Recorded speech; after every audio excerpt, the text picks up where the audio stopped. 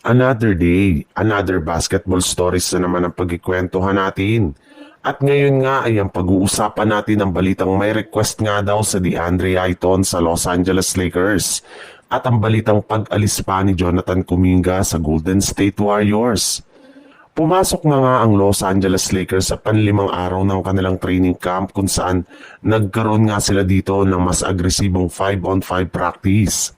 Bagamat man nga, may ilan pa rin sa kanilang mga manlalaro ang hindi dito nakasama kagaya na lang ni Maxi Kleber at LeBron James na nagtamo ng injury. At si Marcus Smart na nagkaroon ng lagnat ay lahat rin naman nga ng iba nilang mga manlalaro ay sumama dito na maglaro.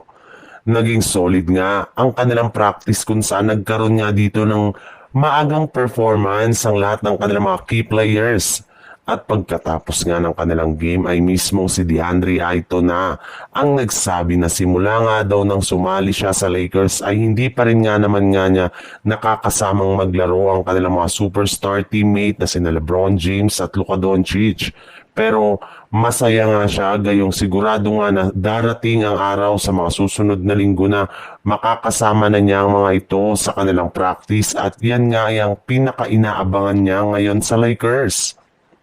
Sa ibang balita naman, matapos nga na pumirma si Jonathan Kuminga ng bagong contract extension sa Golden State Warriors, ay sinusolusyonan na ng kanilang team ang kanyang problema sa kanilang batang player.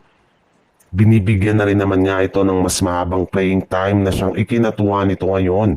Subalit, sa kabila nga ng mga nangyari ng mga nagdaang linggo, ay ibinulgar nga ng isang NBA insider na hindi pa rin naman nga natatapos o nasasarado ang trade ni Kuminga.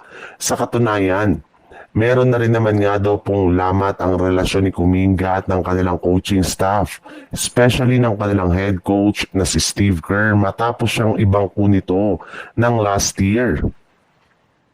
Ayon pa nga sa isang source, posible nga daw na i-trade pa ng Warriors si Kuminga once na payagan na sila ng NBA na ipamigay ang lahat ng mga players na pumirma ng nagdaang offseason.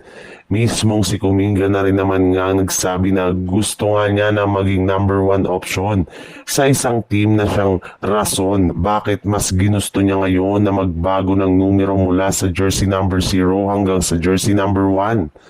Kaya expect na nga po ninyo na once na pumatak na ang December 15 ay sunod-sunod na naman nga ang pagsilabasa ng mga trade rumors tungkol kay Jonathan Kuminga hanggang sa trade deadline sa Pebrero.